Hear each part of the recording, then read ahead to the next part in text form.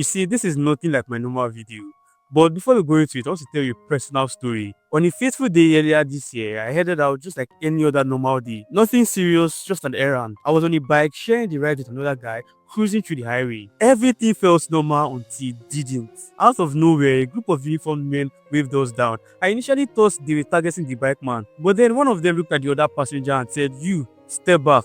And then his eyes landed on me. He scanned me from head to toe, looked at me and said, "You, come forward." You see, I barely had time to process anything before another officer pointed to a mini white bus at the other side of the road. And he was like, "Enter the bus." Just like that. No explanation, no questioning. I hesitated, of course, because imagine strangers you don't even know in uniform telling you to enter into a strange bus. My heart was pounding. At that moment, I honestly thought I was being kidnapped. I tried to talk my way out of it with the usual Lagos defense line every young person uses. "Sir, I'm a student." But you see, even that did not work today. They didn't even care to ask who I was or where I was going. I was forced into the bus. A few minutes later, another officer entered and slammed the door shut. And the very first thing he said was, "Give me your phone." This man went through everything: gallery, hidden files, chats, and then suddenly he looked up and started smiling. And then he handed my phone back and started saying things like, "Ah, you are a good guy, you look sharp." And me, I'm like, who is smiling with this one? Then the next thing that came out from his mouth was, "Anything for the boys." So apparently he couldn't find anything to hold me by. So I just asked quietly, "Can I go now?"